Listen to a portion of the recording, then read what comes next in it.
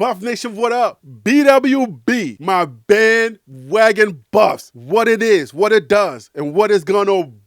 It's your man's Harry Billion. I just want to get straight to the point. My wife had a tough week, so I'm gonna treat her out. We are going to a movie and we're gonna have a dinner. I just wanted to make this quick video. It's not gonna require a whole lot of editing, but I wanted to get something off my chest for my community. Something that's been bothering me, I want to get it off my chest. It's not gonna be one of these videos that get a whole lot of views or bring a whole lot of people in. If you guys know, as YouTubers, we have to continue to do that in order for the people to come in to grow our channels. But it's okay. For me, it's totally okay. I want to take my wife out. I want to treat her out. She's been having a tough couple of weeks. She's running 2 businesses. She's very busy. And I just wanted to treat her out, just give her a little break so we can just have a little bit of fun together. I do want to plug something that she's doing. My wife is a therapist. She runs a therapy company. She has another company called App, which coaches other entrepreneurs who also want to start their own therapy company. She gives them like the step-by-step. She holds their hands, guide them through the process of running their own therapy company. The business that I'm speaking about is called Authentic Profitable Practice. Their motto is, we help therapists create stress-free systems in their private practices that allow them to see their ideal clients, make the money they deserve, all while implementing self-care, living their dreams, and walking in freedom. That's authentic, profitable practice. If you want to start a business and you need help, somebody to guide you through the process, the focus is for therapists, but people who want to start businesses, hold your hands on how to start your business so that you can be stress-free. You can go there, you can check them out. She has another company called Peacefield Mental Health Counseling Services. So their website is on the screen, peacefieldcs.com. And the reason why I wanted to say that is because there's a lot of young women that are going through a lot. And they have a girls group that helps young women where they can share their thoughts, where they can share some feelings, can talk about issues that they're going through and have a safe environment, a safe place to do that. It's very effective. They're doing a lot of great work in the community. I just wanted to say that. You can go to the website and you can learn all about it, but I just wanted to give that out because I know that there's a lot of young women that are, they're going through a lot of stuff. The pandemic, did a lot to people's mental health. So if you are a mother that just needs you need a group of women, a safe environment to share ideas and to share some things that you've been going through, for a professional curator who can kind of guide you through some things on how to help your young women or your young men to deal with certain issues as it pertains to society. If you need something like that, then please hit up the website. The information is right there on your screen.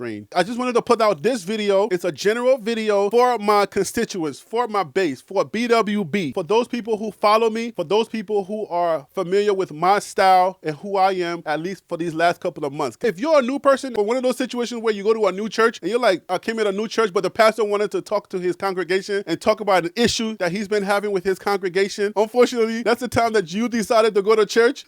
I apologize. I'm so sorry if that's the case for you. If you just found my channel and then you landed on this video, okay? So if you want to stick around, that's cool. If you don't, I understand. I got another video coming for you where you can enjoy. But this video is for my people. Even though I've talked about it loosely before, I just wanted to dedicate a video to this, get it off my chest, and then don't deal with it no more. Those people who are going to rock with me, they're going to rock with me. Those people who are not going to rock with me, they're not going to rock with me. Just do what I do. Please give me an opportunity to just get it off my chest, and then we can move on. I'm pretty good with concepts, and I've been able to put things into concepts and wrap it into a nice little bubble and then deliver it. But tonight, it's just kind of like, my spirit and my soul is a little bothered because I'm very passionate when it comes to my community, the African-American community, and how we deal with each other and stuff like that. I see an issue where it's hard for us to be happy for other people. It's very hard for us to accept somebody's life and be happy for that person. And I'm having trouble with it because I'm very passionate and I'm very emotional when it comes to my people. God has commissioned me. The way that you can tell what your calling or what your mission in life is, the things that are burdening you, the things that weigh you down, the things that you think about the most, the pressing issues that are on your heart, that's how you know what your calling is. And we do a great job as human beings to ignore those things. A lot of us are great and we have become masters of ignoring our calling. Believe it or not, we all do it. If somebody's called to preach in the church or to be a deacon or to be X, Y, and Z, many of us are turning around and we are running from our calling. We're not ready. We don't want to do that. We still want to do our thug thizzle. We still want to do our thing in the street, and we're not ready for that kind of responsibility. My calling, the things that burden me are the things that deals with Africans and African Americans. That's my burden. I'm for the underdog. And for that underdog part of it, it has nothing to do with African or African American. It's just like, if you treat a white person unfairly, I'm going to come for you. If you treat anybody, Asians or anybody, if you treat anybody unfairly, I'm coming for you. I don't care who you are. You could be the blackest person on earth. You could be darker than black. If you treat an Asian person and a white person or anybody unfairly, I'm coming for you. you. That's my burden. That's who I am. That's how I'm wired. So I am an advocate for all things black. I'm an advocate for all things African American and African. I want to bridge the gap between African and African Americans. I want to put us together. I know the African culture and I know the African American culture very well because I was only 12 when I got here. So I've lived most of my life in America, a little bit of my life in Africa. I'm more American than I am African. To be fair, I'm truly African because I grew up in Africa until I was 12. I consider myself more African, obviously, right? But my burdens are the underdog. And the fact that the African Americans are treated unfairly in all of society, as you can see, that's where my burden lies. I have a clothing line called So African Clothing. And the So African Clothing is to send our message. And my motto is, we can love us without hating anyone else. That's my motto for So African Clothing. Before the pandemic, I shut it down so I can get some things right. And I haven't really started it off yet, even though it's out there. SoAfricanClothing.com. And I put messages on shirts to let people know that I'm for Africa. I don't want people to crap on Africa. I don't want Trump to say stuff like, the S word, Africans and stuff like that, African countries. I'm an advocate for all things black and all things Africa. That's just who I am. I don't want nobody to trample upon us. I don't want nobody to look upon us and say that we are less than anybody else. That stuff burns my soul. That stuff burns every single fiber in my body when I see that happen. When I see Karens talking about us, when I see people saying, go back to Africa, it just bothers my spirit. Of course, when they say go back to Africa, I'm excited. That part makes me excited because I'm like, go back to Africa. Yes, go back to Africa. Even though they mean it as a derogatory thing and they're trying to get us to be angry, I'm excited for that. It's like what the devil meant for evil, God meant for good. I wouldn't get upset if somebody said go back to Africa. I would have a conversation with you. I am saying all of this to let you know that's my burden. That's who I am. Okay, so I'm for my community, but I'm also wired another way. God also wires me in a way where I am unnaturally happy. I don't know why. I have to tell you these prerequisites so that you can understand the bigger story when I drop it. I'm unnaturally happy. I have no idea why. I'm also unnaturally happy for other people. It's another wiring. We're all wired in a very specific way. If you're out there and you're having an issue trying to figure out, number one, who you are, and you're trying to figure out your place in this world, just look at the things that bother you. Look at the things that press your heart. And those are the things that you should be working towards. That's what God has put on your heart, and that's who you are, okay? It should have nothing to do with hurting anybody else or being nasty or mean to anybody else. That you develop on your own. God didn't give you that. That's you. That's on your own. Whatever reason, something hurt you and you wanted to hurt other people because hurt people hurt other people. So we're going to leave that alone. But that's who I am. I want people to win, and I want to win as a group. The reason why I came to New York is because I'm obviously wanting to be a filmmaker. So I came to New York to work on a movie called Illegal Tender. That movie was being directed by Frank Reyes. It was being produced by John Singleton. May his soul rest in power. I packed up my stuff and I came to New York. When I came to New York, I moved to Staten Island. I started making my rounds. I started to learn very quickly about the film industry. When I came here, I understood that in filmmaking, there are a lot of groups that work together. I know the Wayans family, they work together. I know that Adam Sandler and his crew, they're always in the same movie. So I had that idea. I was like, oh, so then this thing is possible. I'm not on social media to be as a consumer anymore. I'm only on social media now to be a businessman. But when I used to be a consumer on Facebook, if I've told this story before, please bear with me. There were a group of people that were filmmakers that I was in that community, and I used to see them all kind of, talking about X, Y, and Z problems. They were talking about this problem they were having, that problem they were having. I was like, oh, I see an opportunity. Let me put everybody together and see if we can start making movies. Everybody bring their skills, we join together, and we can make movies. And that's going to help us to get into the industry much faster, and people can eat much faster. So I'm inclusive in that sense. I brought everybody together. They crushed me. They was like, nope, that's not going to happen. Nobody cares about that. You're dreaming. Stop playing with us, Harry B.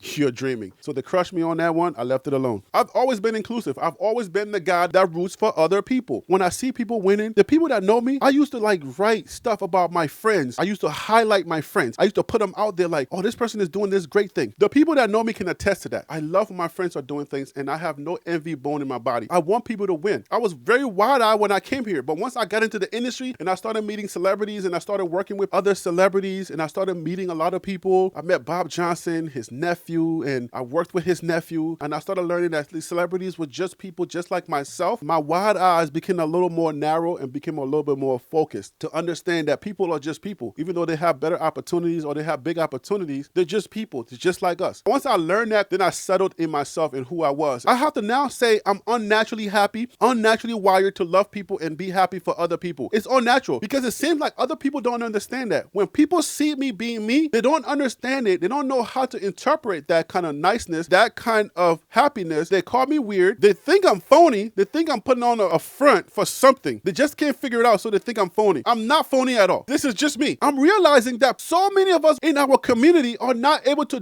just do the things that I'm wired to do, that a lot of us are wired to be. Just be genuinely happy for people without envying or being jealous of them. I have no idea why it is the way that it is. I can't explain it, but it is. Coach Prime is a human being. I have a few supporters that are sending me information to my tips hotline about people who have now set up YouTube channels to hate Coach Prime. Their programming is dedicated for the downfall of Coach Prime. Their hosting and all of their coverage is dedicated to bringing down this man, or at least talking poorly about him. Finding something that would say, oh, gotcha, trying to find gotcha moments. And I'm like, really? Coach Prime is a man that has set goals in life, that has things that he wants to accomplish in his life. And he's doing those things. He's trying to live his best life. It's not like he doesn't have bad moments or bad times. Like he said, he doesn't have bad days because he does not allow himself to have an entire day be bad. He has stuff that he's dealing with, just like all of us. But for you to dedicate your life and dedicate your channel or your energy to hate somebody is amazing. There is a bigger arching situation on that, and that's what I want to talk about. Before I get into that deeper, let me read you this comment that somebody wrote. Let me set up this comment. We have different channels and different creators who are creating content for Coach Prime, so we are consuming a lot of information. And a lot of us love the details. We want every single details, especially those of us who cover it. We want every single minute by minute detail of what's happening. But there are a lot of us who we are interested, but we're too busy in our lives to be like trying to consume every bit and bite of information that comes out. Nobody's worse, nobody less. But I'm just saying, there's just some of us that it's not that serious for them, like us. So they will peek in and they will hear something like, if we're making a lot of noise about Cormani McLean, they'll pay attention for a few minutes and then they'll go back to whatever they're doing in their lives. Somebody commented on a video that I made. This person said, Kamani, C-A-M-A-N-I, Kamani McLean ain't with us no more. So I replied, I said, who? Did you mean Cormani? Isn't he in high school? Not sure who you're referring to, just because it said Kamani McLean. So this guy named Kenny, and he replied to that comment. He said, stop the stupid cap. And he put a blue cap on there. The person wrote back and said, nah, it was in the form of a question. So I didn't know that it was in the form of a question the way that it wrote it. But we're all on YouTube and we're trying to comment on these things. Sometimes we're on our phones and you know how commenting on YouTube is. You kind of say things, it's not even full sentences or anything like that. You ain't got time anyway. You just kind of say something and then you're on your way, you're going. You're not taking it that seriously for it to be like life-threatening and something, all right? It's all fun and games, okay? That's probably what this was. Person said, oh no, it was a question I was asking. And there you go. For me, I want to create a safe environment for my people. I want to create a space where people can come, just like my wife does. Just like my wife want to create a safe environment for women and for young girls to come and have a voice where they can just share what they want to share and feel comfortable to share the things that they want to share without being judged. I want to create that same environment. I want to create that same environment for my YouTube channel and my YouTube community. I don't want my YouTube channel and my YouTube community to be this community where people just come there, disrespect anyone, and they get away with it. We don't care. I'm not that guy. This is not that channel, and this is not where you're going to do that. I want to create a safe space because I'm educating people. A lot of us follow Coach Prime, and a lot of us want this information, but a lot of us don't know some things, and we're going to be asking questions. That's what I want to create. That's what I've been trying to create. The way that I'm doing it is the slow route, yes, because I can be a lot more salacious, be more tabloid type, and I can grow this channel where you just come and get bits and bites of information, and I can be creative with the titles, and I can spam, and I can bait you into coming seeing those videos, and I can grow a lot faster. But I'm trying to create a community of a safe place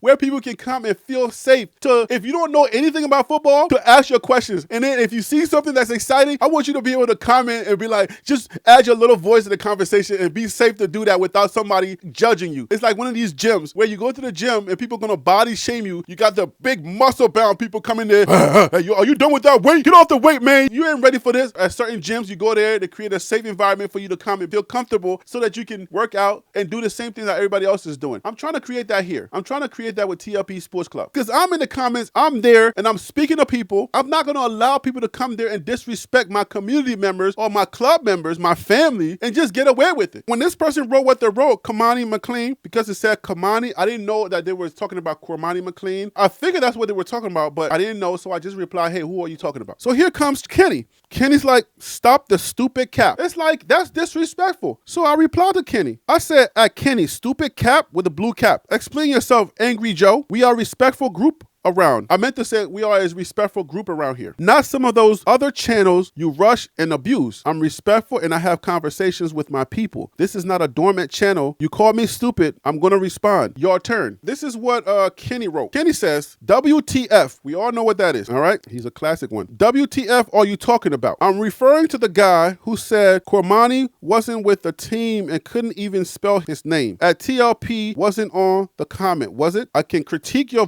blog if that's what you desire. You are no well-off media, more like a mom and pop make-believe channel that's regurgitating other people's posts 2 days later. Don't ever forget not to mess with me for no reason. I'm him. Now, everybody's taking this whole I'm him thing to now, oh, everybody's him. You're him. Yeah. You're him. Keyboard gangsters, all right? You're him. Everybody is him today, okay? Everybody's a tough guy. But I'm like, what the heck does that I'm him mean? I'm thinking like, why in the world would I want to be Coach Prime's son? So I stepped back and I said, this is really funny. I said, there's something here. There is something here. Why in the world would I want to be Coach Prime's son? You are no well-off media. More like a mom and pop make-believe channel that's regurgitating other people's posts 2 days later. I don't have time to watch other people's posts.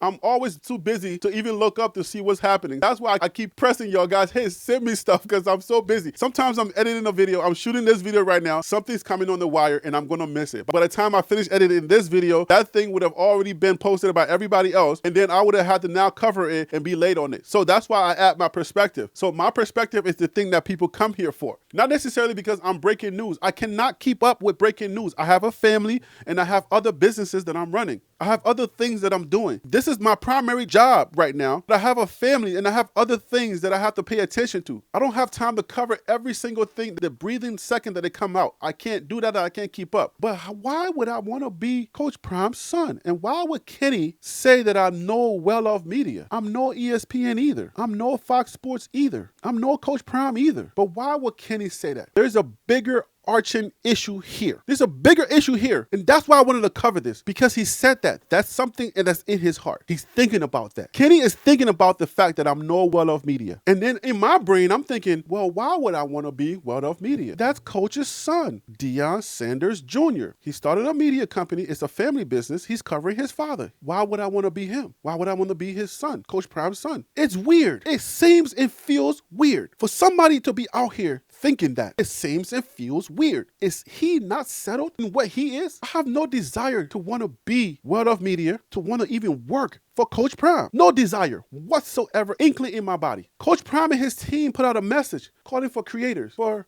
people who do video, editing, and all of these things. One of my club members sent me the message and they said, hey, Coach is looking for you. I responded, I said, thank you, I appreciate the message or the tip. Thank you for the tip. But I don't want that job. I don't have any desire to want to work for Coach Prime. I don't. I can collaborate with them. I can share ideas with them. Zero desire to want to work for Coach Prime or be his son. I don't envy them. I respect and I'm proud of them. I'm proud of Junior. I'm a Junior. I'm Harry Jr. I'm proud of my dad, one of the smartest men on earth. I'm proud of him. I'm proud to be his son. Pops, what up? Pops, you know I'm proud of you. You made me the man that I am today. I'm able to respond to this guy, to this person, because of you, Pops. I love my dad and I want to be more like him. He's very smart, very talented, one of the smartest people I know. So when this person said that, I said, you know what, this is opportunity here. I would never let the opportunity go to talk to my people. But this mentality, this is the same mentality. This here is the same mentality that a lot of us have, and we can't let the situation with Coach Prime go. Coach Prime is just one person. HBCUs were established because of a lack in our society, a lack for Black people to be educated at the college level. So this started HBCUs. A lot of us were not being accepted at some of these colleges and universities. So historically, Black colleges and universities were established to help people like myself. When did Coach Prime become the savior of that? Coach Prime is not the savior for HBCUs. So why do we hold him as such high regard or as such high standard when it comes to HBCU growth? He's not the savior. The only savior that I'm aware of is Yahweh. He's also known as Jesus Christ. And we know what happened to him when he came to send his message to free us from certain ways of thinking. We know what we did to him. Why are we thinking that Coach Prime should be the only one that we hold accountable for the survival of HBCUs? He's only one person. Why are people so upset? The triple D's, the delusional Deion detractors, and then the double D's, the Deion detractors. Those who are not necessarily delusional. When you are delusional, that means no matter how much evidence we give you that this guy's going to beat this X, Y, and Z, you don't care about those evidence. You still think that he's going to lose. You're not taking him seriously. That makes you delusional. Or a Deion detractor, if you're just a person who just doesn't like him and you're still upset that he left the HBCU, that he left Jackson State, you're just a detractor. You want him to fail, you're just a detractor. You're not delusional. You know what he's capable of. And you know that he's probably going to win at CU, but you're not delusional to think that he's not going to win. You're just a detractor. That's fine. But a lot of us are holding him to this high regard, almost as the savior of HBCUs. Because of the pandemic, my family and I have had to depend on virtual churches. I hate TV church because I feel like a lot of those people are doing what I'm doing, performing. And I hate when people make the church about them. My God business is not easy business. It's not small business. Don't play with me and my God business. I hate TV church because I feel like a lot of people are not able to preach the message or not able to touch the world the way God wants them to touch the world because they are afraid that when they say the wrong thing, that they're going to get canceled or that they're going to lose their sponsorships. And that's not what God called you for. God called you to be a mouthpiece, not for you to be in the pocket or somebody to be in your pocket who's sponsoring you,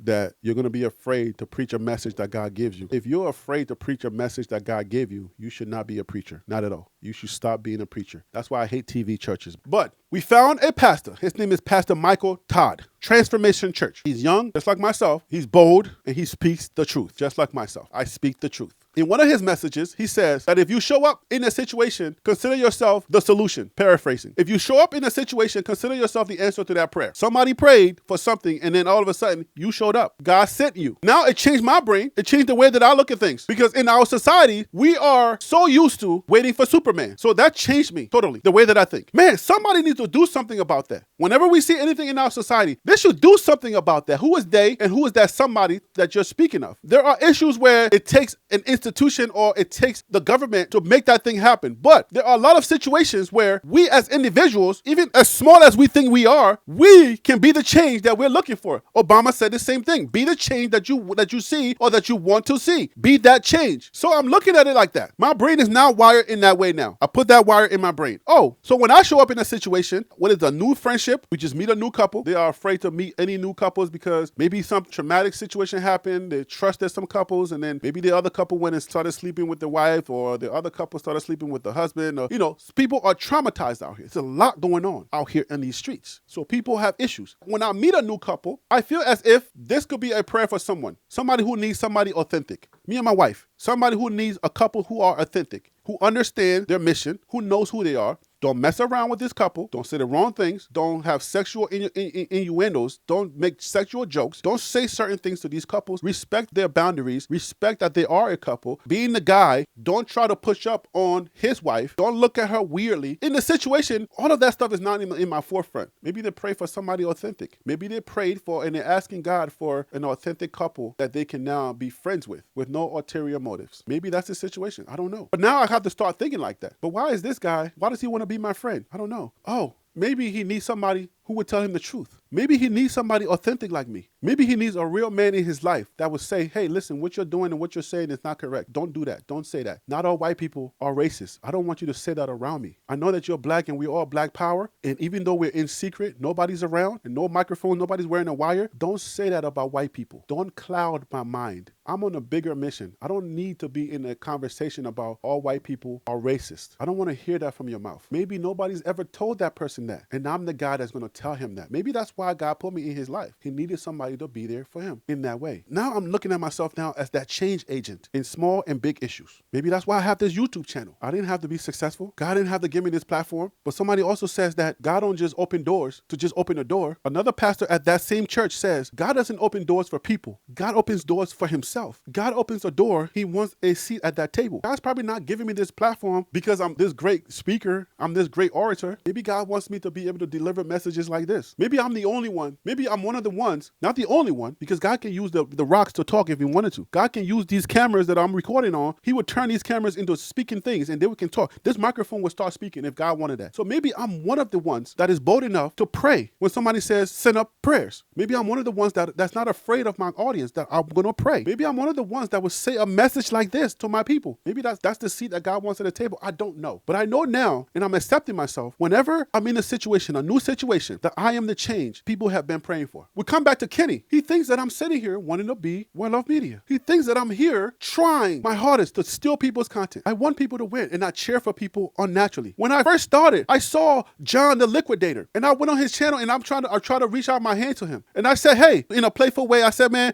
I'm coming for you. I'm coming to get you. I see you killing it. I did the same thing for Her Ticket Sports. I even made a video and I said, hey, everybody, please do me a favor and go subscribe to their channel. I wanted them to win. I saw them as myself and I wanted to uplift them so that they can win. Just like the same thing I'm doing for Coach Prime. I am unnaturally happy and I'm unnaturally happy for other people. Now people are accusing me for stealing John the Liquidator content. But I'm like, hey, listen, guys, people, listen. We're covering the same team. We're covering the same coach. We're covering the same topic. Have you ever wondered that maybe the topic was in the media? The stuff that we're covering, we don't have the resources to actually go dig for those information and actually put it out there. The content and the information is being provided by the Buffalo's Wire, Athlon Sports, ColoradoBuffalo.com, things that are happening, and people are actually taking this information, writing it up, and then putting it out in the environment. If the Buffalo's Wire, that USAtoday.com, writes an article, and I don't have time to cover it right away, and I cover it 2 days later, these people, like Kenny, they're coming at me and saying that I'm stealing John the Liquidator's content or other platforms' content, and I'm regurgitating it. The regurgitating part is so inaccurate because there's no way anybody's reporting like I'm reporting. No way. I guarantee you, nobody's doing the roster like the way I did the roster. So that regurgitation part is silly at best. If I was to be stealing somebody's content and regurgitating it, that part is silly. But the fact that the content is already out there, the fact that they're reading from these newspapers that I'm reading from, me and Tony Casolo at the Buffalo's Wire at USAtoday.com, we have communication. I ask him questions. I reach out when I have a question. They know about my content. The Buffalo's Wire, they know about my stuff. When I put out videos, they like the video, they watch the video, and Tony Casolo even watches my video and he says, yo, that was a dope video. So I'm getting my content from those people and other people like Athlon Sports. They've actually liked my stuff now. They know that I'm making these videos and they're liking my stuff on Twitter. So these platforms know that I'm using their content, their writing to make my content. No other platform, just my people. Nobody goes to the other people and say, hey, you're stealing content. Only us. We must have that crab in the barrel mentality. Only us. It's always us doing that to each other. We can never lift each other up. I don't understand why. I am not interested in becoming an employee or working for Coach Prime. I don't mind collaborating, sharing ideas and saying, hey, here's some ideas. I've been a filmmaker for many years now. Hey, those documentaries that Netflix is doing, those documentaries that Prime is doing, here's how we can do it ourselves. I can show you how it can be done. I can show you how to light. I can show you how we're going to do this. So if it's an opportunity for us to collaborate, for us to share ideas, then I'm totally for it. But I'm going to stay here. You know what I'm saying? I want to stay right here with TLP Sports doing that. I want to have conversations. Hey, call me on the phone. Let's talk. I can give you ideas. I've been doing it long enough. I'm a pro at this. But the fact that Kenny has that mentality, it speaks a lot about our general community because that's why I'm even here. This is the reason why I'm here because our community got so upset that Coach Prime is leaving Jackson State. We got so upset it made national news. So many of us were up in arms and so upset the fact that our savior was leaving HBCU. Why can't we be the change that we want to be? Each individual, us individually, we can do this ourselves. He's just one guy living his life. Yes, his influence did a lot for HBCUs, but do you not see that we have buying power? Do you not see that we are winners? He's telling us we're winners.